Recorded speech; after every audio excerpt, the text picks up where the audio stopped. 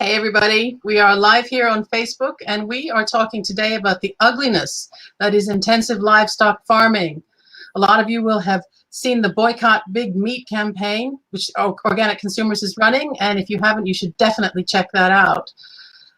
We've become so used to seeing really shocking pictures of animals in factory farms, but maybe too often we don't ask ourselves where those pictures come from. Well, they come from courageous investigators who are willing to put their own safety and sometimes their health on the line in order to show us the real costs of our obsession with cheap meat. Our guest today is one of those courageous investigators. Andrew Wasley is an award-winning journalist who has spent the best part of 2 decades investigating factory farming. His work has revealed the brutal conditions inside of factory farms and abattoirs. It's exposed the devastating environmental impacts of industrial agribusiness and uncovered some shocking food safety scandals that have put the health of millions at risk.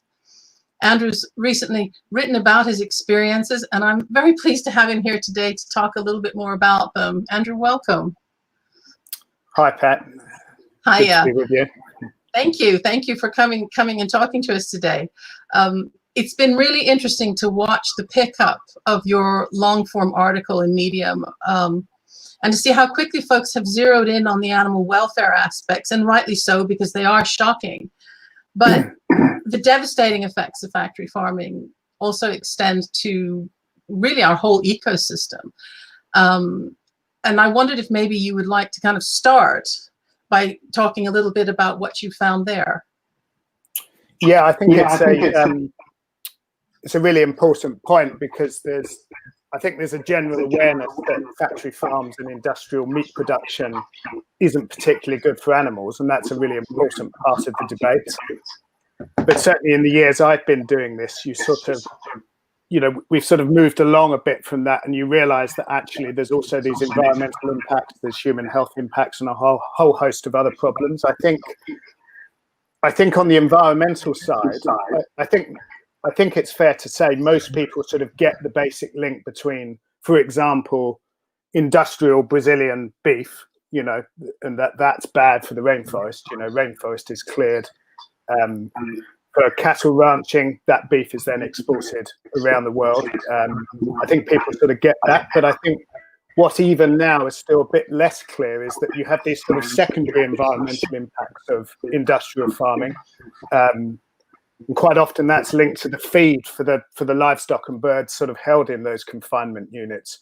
For example, we've over the years we've investigated some of the costs of soya. Now, soya is a really key component of animal feed, and a huge proportion of the world's soy goes into livestock farming.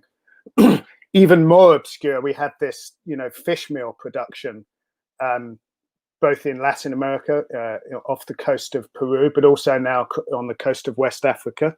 And I think, the environmental footprint of some of these sort of key feed inputs is only really now beginning to be perhaps, sort of seen by the world as a whole.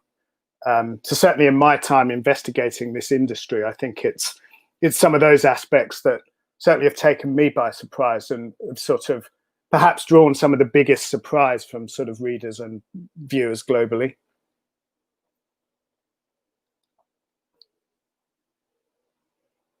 The fish meal that is actually fed to factory farmed animals.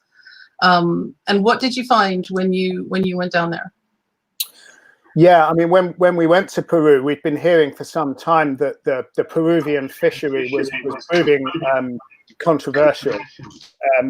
One of the chief impacts we found that at the time, I think things may have cleaned up a little bit since, but at the time there was chronic pollution linked to the fish meal production itself, the factories where they were processing these fish into the fish meal and the fish oil that would subsequently be sent for use in animal feed. So I've just got a box popped up. And the impacts that was having on some of the communities, in Chimbote, which is a coastal city in the north of Peru. We visited communities where quite literally, and they showed us video they'd taken on some of the days, you could hardly leave the house. I mean, I think I put in the piece, it looks almost like the aftermath of a bomb or a sort of terrorist attack. Sort of clouds of black smoke. People were crossing the road with sort of handkerchiefs on their face. We visited schools where they said it wasn't, they could no longer use certain areas of the school because the pollution was so bad. And perhaps chiefly, we visited a doctor at the local hospital who was categorical in stating that he saw a link between respiratory illness in children and adults and the fish meal industry. And I think that, all of that bad as it is, I don't think even at the time when we made the film and did the story with the ecologist and elsewhere, I don't think people still got that fish meal was being produced for use in salmon farms in Chile and in Scotland. And as we've learned since, it's also a popular component in factory farmed poultry and pig production. So it may seem obscure, and Chimbote in northern Peru probably isn't somewhere most people have heard of, but it's a really good example of how something almost invisible to the outside world is having potentially a devastating impact on people elsewhere. Absolutely. And I think it was interesting to me that these people who are living in relative poverty are losing their own work, because the fish that they might otherwise eat is going to the animals that we eat, and they're suffering devastating health consequences as well as economic consequences as well. And this is all so that we can continue to keep animals in conditions that are crowded and cramped and bad for their welfare, but also bad for the quality of the meat that we produce as well. Which sort of brings me on to another thing, which is the actual quality of the meat that we're eating from these factory farms and how poor it has become, and even really threatening to our health. You've uncovered quite a lot on sort of contamination of this meat, haven't you? Yeah, I mean, one of the when we started doing this work, more than 15 years ago, sort of 17, 18 years ago, we started by focusing on the welfare issues, some of the animal cruelty involved. We then began to look at the environmental impacts. And then actually after a bit of a pause, we started to realize there was these direct, health impacts from this meat and this sort of way of production as well. And I mean, this is a global problem, the problem of, contaminated food, foodborne disease, and so on. But I think particularly in the US and in the UK, there's been problems with food poisoning bacteria such as Campylobacter and Salmonella. And in the UK, about 6 years ago, we did a big investigation with the Guardian newspaper, just looking at how some of the practices within this industrial chicken production were making, hundreds of thousands of people, consumers, sick each year. And at one point, I think Campylobacter was responsible for about 100 deaths in the UK per year. Now, not all of that was from contaminated chicken, but at the time, chicken was I think up to 2/3 of supermarket chilled chicken was found to be contaminated with this bug. And what the government was saying was, we're gonna name and shame the supermarkets and the producers that are, failing to sort of bring up or bring down the number of cases in their supply chains. Then at the 11th hour, they rolled back from that, after pressure and lobbying from the industry. So in the interim time, we sort of, working with a team of reporters, both undercover and conventional, sort of set out to document the sort of chain of just why chicken was making so many people sick.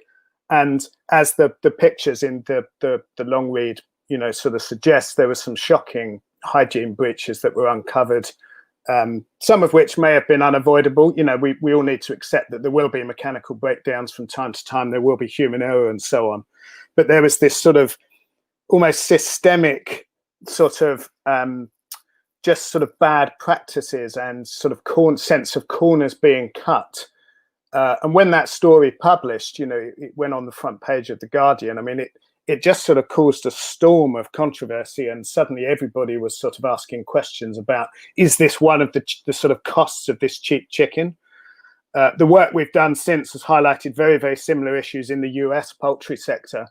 there's been a lot of talk, as we know, about the risks of chlorinated chicken in the event of a post-Brexit trade deal, which is perhaps justifiable. But as we've written, and I've written, it's not really the chlorinated chicken that's the problem. It's some of the practices and some of the sort of disease and contamination that it's potentially covering up. So I don't want to give the impression that this is a UK problem. It's a global problem, and I think there's similarities between what we've seen in the US meat sector and what we've seen in the UK meat sector. I should say, in fairness, I think in the years since the Campylobacter investigation, there has been a determined drive by both the UK government and the industry to bring those numbers down. I think there's been mixed results, but all of the big supermarkets and the big poultry producers did sort of start to take this seriously. Some would say it was a bit too little, a bit too late, but just to give a bit of credit there, I think they did wake up and really invest in trying to solve this problem.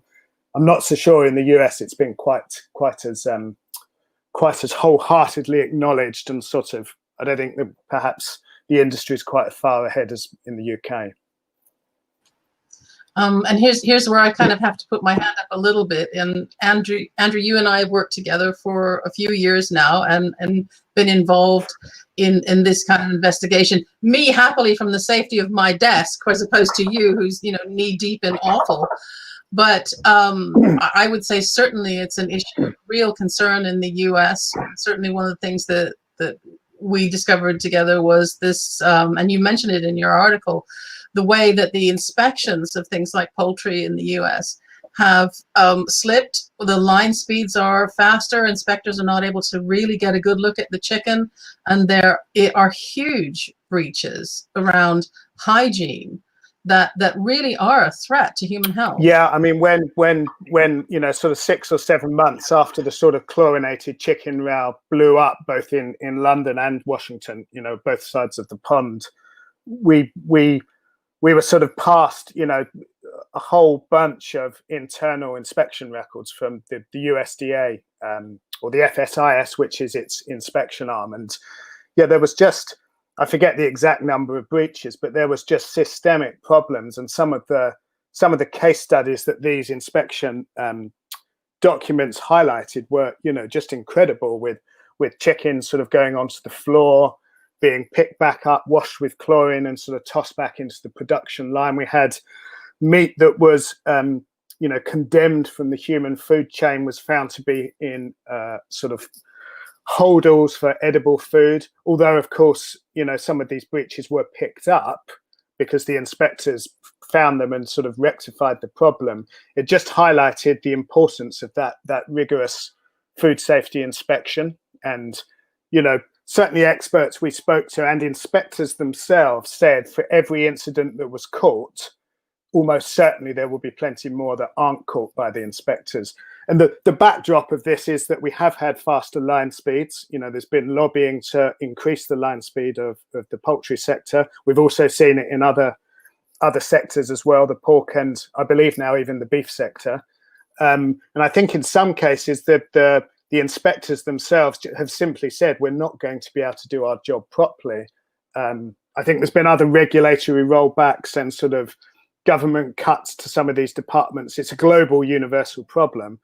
But I think the important thing is potentially it means the direction of travel is that we will see more foodborne illness, more regulatory breaches, and ultimately that's got to be bad for consumers. So it's sort of, it's a big, big problem. Yeah. And I think it's something that people are more aware of now. I'm not particularly drawing lines between the things that you've seen and the COVID-19 outbreak, but what we have seen is in places like meat processing factories where there is people, blood, animals, organs, fecal matter, and all kinds of things, it becomes a sort of a brewing ground for all kinds of bacteria and viruses. And the health of the people that are working in those factories is often really severely compromised. Yeah, I mean, absolutely. I think in the US particularly, although we've also seen it in some of the European countries, at one point, some of the biggest clusters of outbreaks of COVID were amongst workers or in towns where big meat packing factories were. And there's no suggestion that the bacteria is coming from the meat, but the conditions in which these workers are forced to endure, you know, quite often crowded, cramped next to each other, huge warehouses. I mean, it's, you know, the potential for the spread of the disease is enormous. And although I wasn't involved in this reporting, I'm aware there's been all sorts of claims that some of the big meat companies didn't act faster to protect the workforce. You know, some companies continued to work even after it had been advised they shut. And then we had this whole political issue where I think the White House administration was ordering meat plants to stay open because there was all sorts of scares around the food supply chain being compromised and so on. So I think, whilst I don't think, you know, COVID itself, there's no suggestion that that's originated or is connected to industrial meat. The spread of it certainly has been exacerbated, I think, by conditions in these meat plants, particularly in the US. But we've also seen that here, and I think in Germany and elsewhere. You make a point in your article. You sort of ask the question, what does it do to people to work in these conditions, and you know, does it push them to the kind of cruelties that we've seen in animals, you know, kicking them and hitting them and punching them and pulling them by their ears and all the rest of it, which is so disturbing when we see it on camera. But I was interested in some of the pictures that you painted of being in these places, whether it's in farms where pigs are kept in tiny crates, or where poultry, even not just chickens, but, you know, quail, I think you mentioned there, and you mentioned meat like rabbit, and all sorts of animals are farmed in factory conditions. And it made me wonder as I was reading it, why do you do this work? It's got to be hard. It's got to be upsetting. Why do you do what you do? Yeah, I mean, it's a good question. I think there's a sense from doing it so long, and like I say, when we started out, the sort of brief was to expose some of the welfare and cruelty issues. I think what we've consistently seen over the years, as you probe all the different aspects of this industry, from farm through to abattoir to consumer, and all of the sort of impacts, I think there's just a sense of injustice here, because for what is a seemingly innocent product in the grocery store or the supermarket or the fast food outlet, you know, when you're buying a chicken that, you know, costs a couple of pounds, or even a pint of milk which costs less than a bottle of water, there's, you know, cheap food comes at a cost. And I think people are only just beginning to really wake up to that. And I think it's just this chain of sort of injustice that you see the more you probe this industry, whether it is the sort of plight of livestock held in CAFOs or factory farms, some of the practices and cruelty we've seen in some abattoirs. I mean, there's good and bad farms, good and bad abattoirs, but, you know, there's no doubt that some of the industrial scale stuff is pretty bad. But so you've got the animal welfare and the impacts and the injustice there, but then you've also got this, the impacts on ordinary people in all four corners of the earth. You know, I write in the piece, you know, the people who are forced to endure the pollution from the fish meal factories, the people who are living in the soy fields of Paraguay or Argentina where they're spraying pesticides, you know, the people on a more domestic front that are, you know, wake up one morning and suddenly there's a giant, you know, poultry factory being built in their backyard in West Wales or on the Welsh borders here in England. It's just, there's a sort of sense of injustice. And I think I write in the piece that a lot of that is almost invisible to the outside world. So I think it's, yeah, that's been one of the motivating factors. The more we've investigated, it just seems the more impacts you find. And I mean, yes, there's a sense of justice, but also what I read going through the piece was a sense that it's getting harder to stop. Do you feel that? Yeah, I mean, I think it's to be fair, it's the sort of industrial meat, you know, cheap food. They sort of go hand in hand, and, you know, industrial scale meat production exists to meet the demand. There is a global and growing demand for meat, and so in some ways it's inevitable. I think what sort of struck me again over the years is to use the example in the UK, we've seen a sort of slow spread of these big US style factory farms, the sort of CAFOs as they're known over in the States. And when you talk to people, there's a sort of sense that, one, they may not be aware this is happening, and two, who's given permission for this? Who's actually been consulted about this? It's these vast sort of farms and the system of production that we're seeing. It's not all inherently bad necessarily, but there's a sense that no one's really been asked for their opinion, that there's been no real consultation. And it's quite telling, because when we did a follow-up investigation again with The Guardian and the Bureau of Investigative Journalism, we realized that we uncovered there was something like a dozen US-style feedlots were now operating on UK soil, admittedly a lot smaller than what we have in the States. I mean, there's just simply not the room space in Britain. But it's telling that the UK government regulator, DEFRA, which oversees, agriculture and farming, when we asked them, they essentially admitted they had no idea these farms were there or how many there were. So even the government isn't aware of how many of these sorts of units are now operating. So the question comes back to, who's actually given permission for this? Who's driving this? Where's been the consultation, the public consultation? It has spread, and it's spreading around the world. We've recently seen that a lot of so-called development money is being funneled into industrial farming projects in Africa, in Southeast Asia, Central Europe. And again, it's not necessarily that all of these cases are bad, but there's been no real scrutiny of that. So I think, to sort of address your point, that's my sort of big takeaway from it. There's been no real consultation over, is this the best way to go forward? No, and it's most definitely an American export. You talk about it in the UK. I've been shocked, particularly with pig farming, what we're seeing in really hot tropical countries.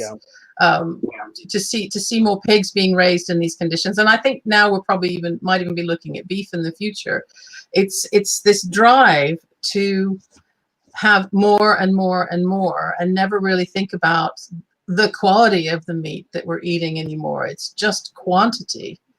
And with that comes, as you say, this whole laundry list of risks. It begins with the welfare of the animals, but it extends to the welfare of the wider environment and to human beings as well.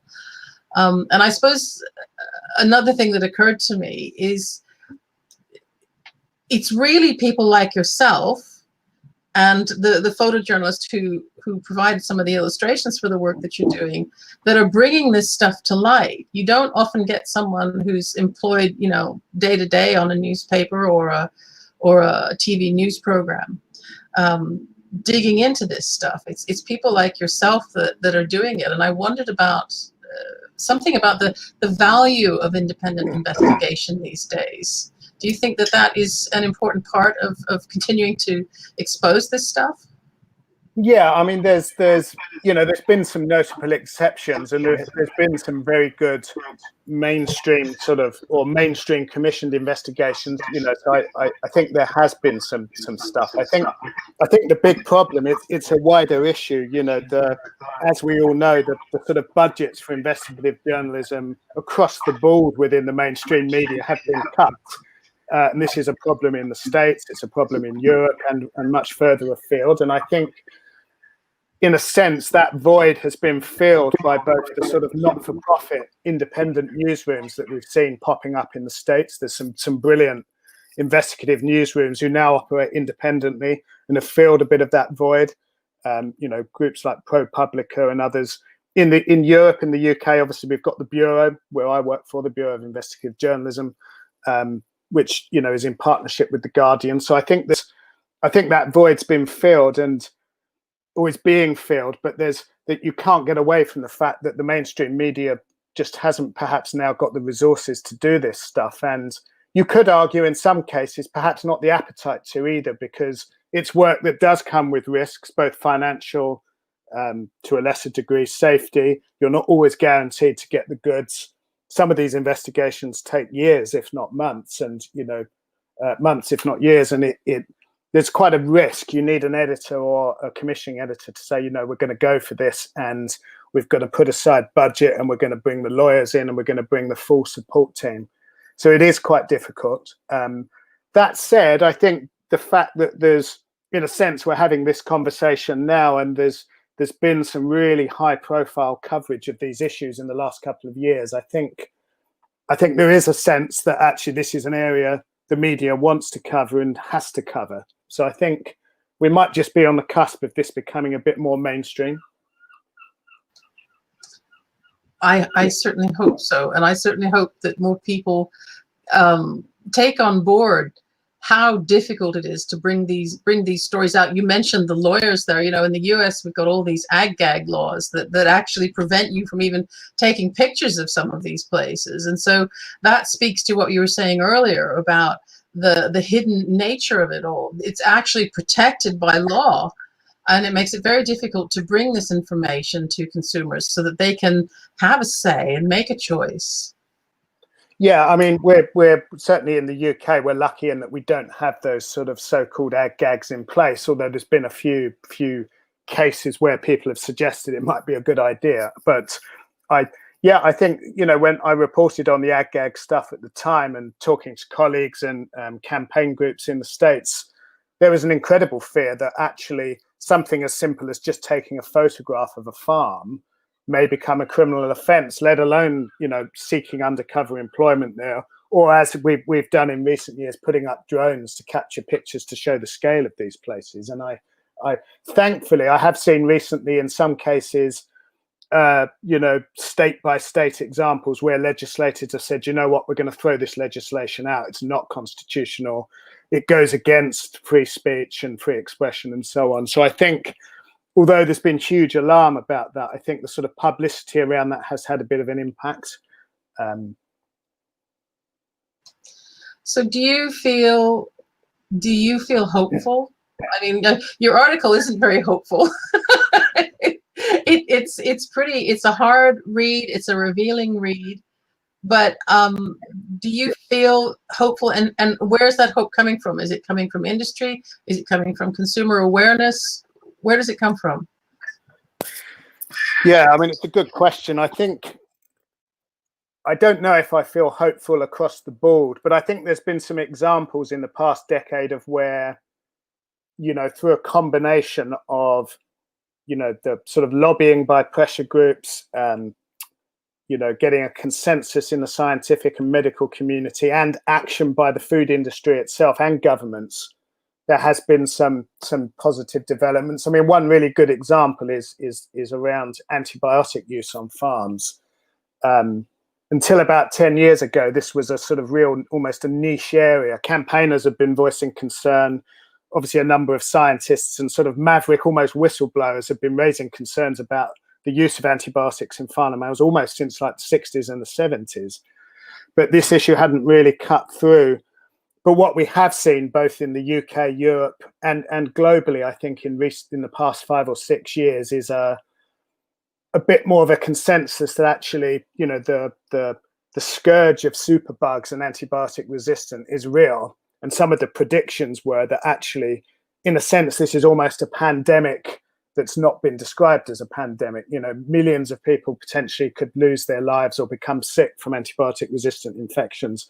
And to give credit, certainly in the UK, to the food companies, they have tried, particularly in the poultry sector, actually, they have tried to reduce antibiotic use on farms because they took on board what scientists and government were saying, which is there will be direct impacts on human health if this continues. I mean, you've got to be careful. We can't be too alarmist on this because the big driver of superbugs has been overuse of antibiotics in human healthcare. But when you consider, I think something like 50% of all antibiotics globally are used in farm animals, it's a significant part of the problem. But I do think it's an area where there's been progress made, certainly in some of the developing countries, certainly in the West, as it were, in Europe. I think even in America, there's much tighter regulations now. Of course, the more that legislation combats this issue, say in Europe and the States, we are seeing the problem grow in some of the emerging economies, places like China, Southeast Asia, Latin America, where perhaps the regulations aren't as tight. But I think there's some hope when those issues, when people become galvanized, pressure groups, governments, scientists, the food industry itself. But I think overall, it's a pretty bleak picture at the moment. Yeah, but as you say, things are shifting. And for those of you watching today, if you want to know more about it, I really recommend you read Andrew's article on Medium, but also check out the Boycott Big Meat campaign, which explains a little bit about why we need to shift away from this kind of intensive farming and what you can do about it. And obviously this is an issue that we're going to be coming back to again and again because it is just so vitally important. Andrew, thank you so much for speaking to us today. Thanks, Pat. Bye. Cheers.